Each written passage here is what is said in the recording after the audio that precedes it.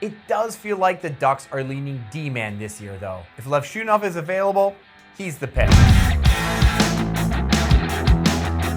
Welcome to the draft where nobody knows what is going to happen. Okay, that's not entirely true because we do know that Macklin Celebrini is going to be selected first overall by the San Jose Sharks. After that though, all bets are off. And on this edition of the Sportsnet Power Rankings, we are trying to sort through what the very top of the 2024 NHL Draft board might look like. 1 year ago, Chicago had the easiest job in hockey. Stroll up to the podium and select generational talent Connor Bedard first overall. 12 months later, the 2024 draft will really start to take shape based on what the Blackhawks decide to do with pick number 2. The debate basically comes down to this. Should you add another dynamic offensive talent with Ivan Demidov, or address a different area of need with defenseman Artem Levshunov? Here are the dings on Demidov. Like Bedard, he's not the biggest guy in the world, and there is some uncertainty surrounding his future due to the fact he's linked to KHL club SKA St. Petersburg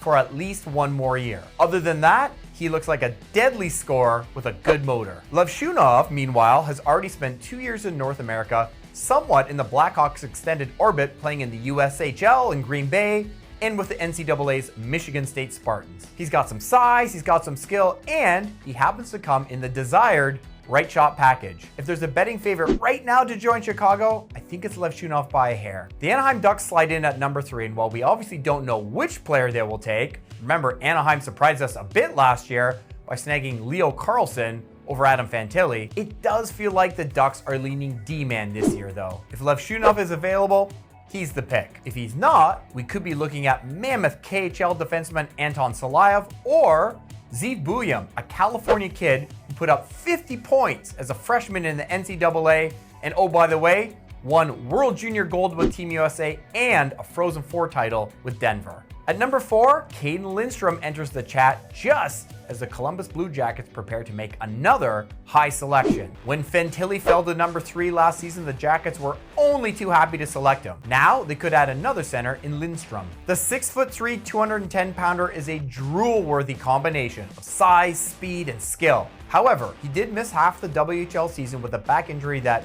raised some red flags with teams, and there is some question as to whether his ultimate destiny as a pro is on the wing as opposed to at the more valued position of center.